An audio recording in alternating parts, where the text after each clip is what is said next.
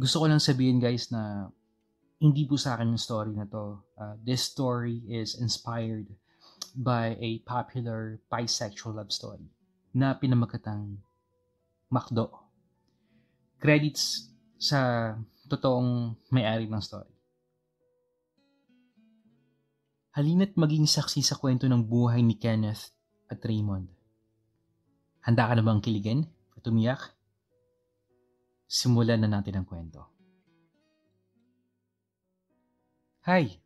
Ako si Raymond, 19 years old. Nakatira ako sa Sampaloc, Manila. 5'7" ang height, maputi, at nag-aaral sa Arellano University. Third year college sa kursong nursing. Simula ng klase, nakita ko na naman ang crush ko na si Kenneth. 5'9" na ang height, maputi, at ang gwapo talaga niya. Kaso, straight. May girlfriend eh. First subject, walang prof. Habang kausap ang mga classmates ko, napansin kong mag-isa lang si Kenneth. Nilapitan ko siya.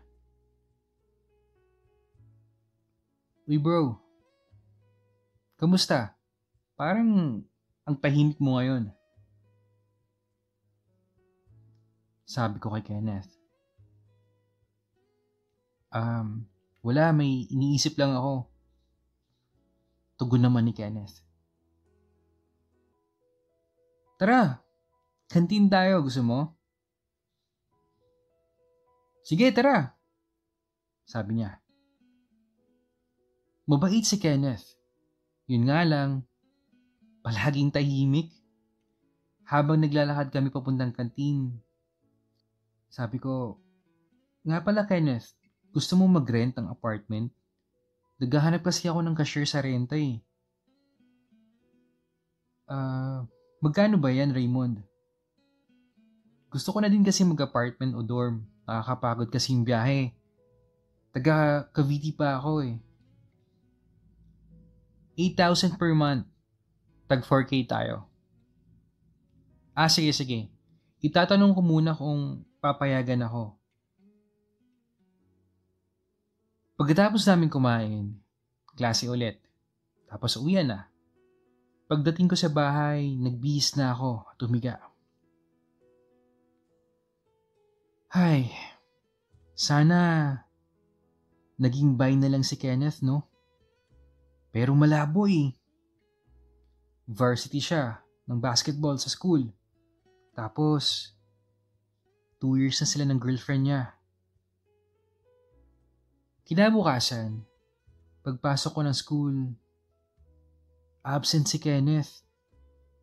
Bakit kaya? Pagkatapos ng klase, nagpunta kami ng classmate ko sa SM. Kay, di ba si Kenneth yun tsaka yung girlfriend niya? Ay, oo nga no. Kaya pala hindi pumasok kasi may date sila nung girlfriend niya. Habang naglalakad kami paakyat sa second floor, nawalan ako ng gana. Kay, uuwi na ako ha. Sumama kasi yung pakiramdam ko eh. Ha? Ganun ba? Kakarating lang natin ah. Sige na nga. Sige, ingat ka pag-uwi. Pag-uwi ko sa bahay, tinext ko si Kenneth. Tol, pinayagan ka na ba dun sa apartment na sinabi ko sa'yo? Ilang oras na pero hindi pa rin siya nagre-reply. Hanggang sa nakatulog ako. Sumunod na araw, after class, nakita ko si Kenneth kasama yung ibang varsity players. Bigla niya akong tinawag. Raymond! Lumapit ako. Yung sa apartment nga pala. Pinayagan na ako. Kailan tayo lilipat? Sabi ko, next week. Tuesday para walang pasok. Sige. Uy, pasensya na nga pala kung hindi ako nakapag-reply sa text mo ah. Wala kasi akong load eh, sabi niya. Okay lang. Okay lang yun. O sige, may practice pa kami. Tumango na lang ako, sabay ngiti. Tuesday na. Magkikita na kami ni Kenneth para lumipat sa apartment na tutuluyan namin. Magkikita kami sa Jollibee, sa tapat ng LRT Legarda Station.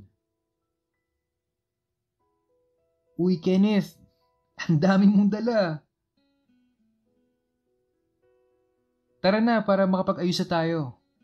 Habang naglalakad kami ni Kenneth papuntang apartment, sabi ko, dalawa yung kwarto sa second floor, tapos CR, sala at kusina sa baba.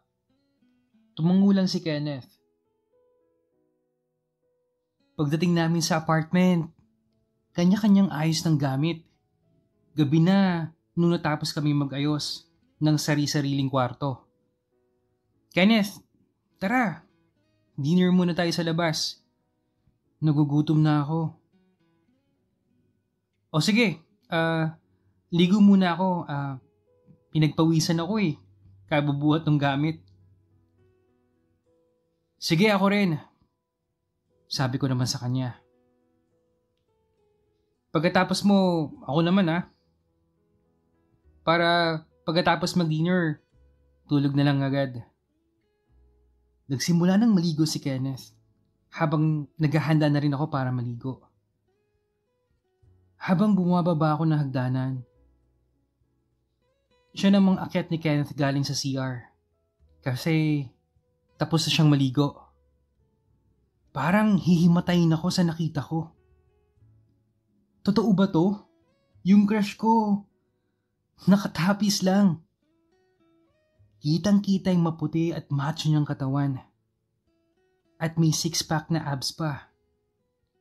Machong braso at balikat. At maskuladong dibdib.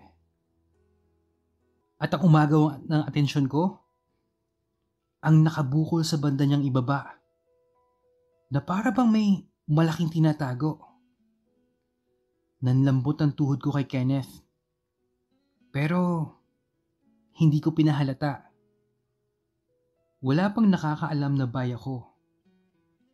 Kahit boyfriend at sex sa same sex, hindi ko pa nasusubukan. Dahil hindi pa ganun katagal simula nung tinanggap ko sa sarili ko na ganito ako. Ang bilis mong maligo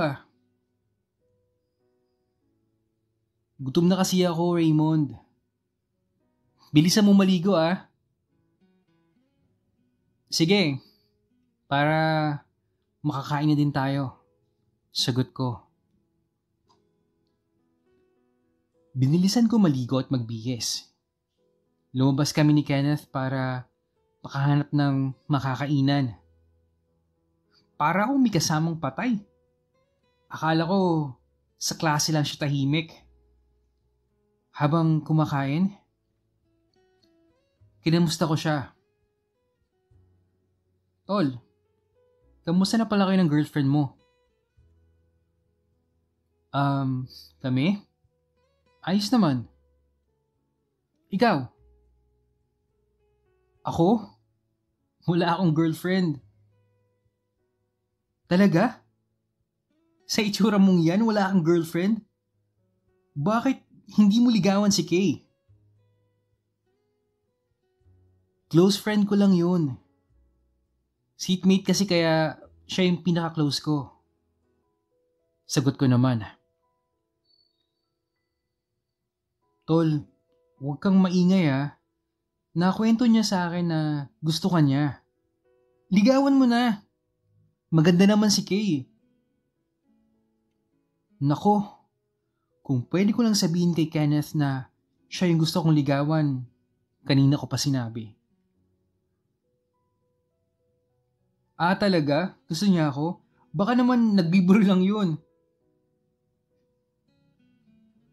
Mukhang hindi naman tol kasi parang seryoso naman siya. Ngiti lang ang sinugot ko sa kanya. Pagkatapos namin kumain ni Kenneth, bumalik na kami sa apartment. Sobrang pagod. Kanya-kanya ng tulog. Lumipas ang ilang araw. Tara Kay, wala naman tayong next class eh. Punta tayo ng gym. May laro daw si Kenneth dun. Pagpasok namin ng gym, patapos na yung game. Nanalo sila Kenneth. Oy, Raymond, pauwi ka na ba? Sabay na tayo. Sama ka Kay. Tara, inuman tayo sa apartment. Tayong tatlo nila Raymond. Hindi pwede. Kayo na lang. May gagawin pa kasi ako. Sagot ni Kay. Ganun ba Kay? Sige, ikaw ang bahala. Sabay-sabay kaming tatlong lumabas ng campus. Humiwalay si Kay. Tapos, pauwi na kami ni Kenneth. Raymond, daan muna tayo ng 7-Eleven. Bibili ako ng beer. Ha? Seryoso ka talaga? Oo naman tol. Tsaka, wala namang pasok bukas eh. O sige, ikaw ang bahala. 10 cans ang Red Horse ang binili ni Kenneth. Grabe ka Kenneth. Patayan ba to? Sabay ngiti. Ano ka ba? Kaya yan. Mahina ka ba uminom? Bago umuwi, bumili muna kami ng pwedeng pulutan. Pag uwi namin sa bahay, sinimulan na namin na mag-inom sa sala. 1-on-1. Ang unang bumagsak, talo. Parang napakasaya mo ngayon, Kenneth. Kasi, nanalo kami sa basketball eh. Sabay ngiti. Tig-3 Red Horse na kami noong mga panahon na yon. Ano? Kaya pa tol? Sabi ni Kenneth. Oh, lasing ka na yata eh. Hindi pa ako lasing Raymond. Huling tig-1 ka na lang iniinom namin. Tapos, biglang sumuka si Kenneth. Uy, okay ka lang? Hindi mo pala kayang uminom ng marami. Sige na, tara na. Pahinga na tayo. Hatid na kita sa kwarto mo. Pareho kaming gigewang-gewang paakyat sa kwarto ng mga panahon na yun. Magpalit ka na ng damit mo. Puro ka na sukaw oh. Liligpitin ko lang yung pinag-inuman natin sa baba. Pagkatapos ko magligpit, tiningnan ko muna si Kenneth sa kwarto niya bago matulog. Nakatulog na siya ng hindi man lang nagpapalit ng damit. At punong-puno ng suka yung damit niya. Naawa ako sa kanya kaya naisipan ko na palitan yung suot niya. Kumuha ko ng short at t-shirt. Pamalit sa suot niya. Dahan-dahan kong tinanggal ang damit niya. At nakita ko na naman ang maputi at maskulado niyang katawan. Parang model ng underwear, yung katawan niya. Sunod, dahan-dahan kong tinanggal yung suot niyang pantalon. Napalunok ako. Pinagpawisan. Kinabahan. Kitang-kita ko ang buong katawan ni Kenneth. Parang minamagnet yung kamay ko. Pinigilan ko ang sarili ko pero hindi ko nagawa. Tama ba itong ginagawa ko? Pinigilan ko ang sarili ko. Umupo ako at huminga ng malalim. Tinignan ko si Kenneth habang natutulog. Ang gwapo talaga niya. Mapula ang mga labi. Hanggang sa may nangyari na nga sa amin ni Kenneth. Yung gabi na yun, ang pinaka nakakakaba at napakasarap na gabi para sa akin. Yung matikman ko yung crush ko. Nagbihis na ako. Bumaba ako sandali para umihi. Pagbalik ko sa kwarto ni Kenneth, nakatulog na siya. Nang hindi man lang nagbibihis. Ako na ang nagbihis sa kanya. Dahan-dahan. Baka magasing kasi siya. Pagkatapos ko siyang bihisan, pumunta na ako sa aking kwarto. Pagkahiga ko, nakatulog ako kagad.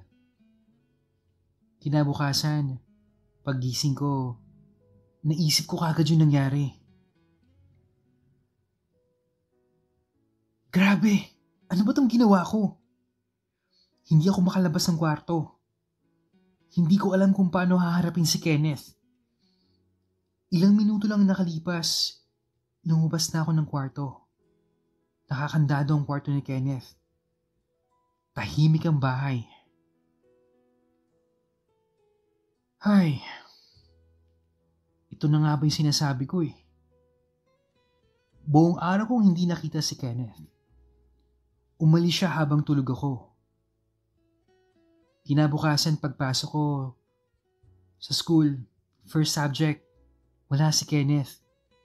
Hanggang sa matapos ang klase, walang Kenneth na nagpakita.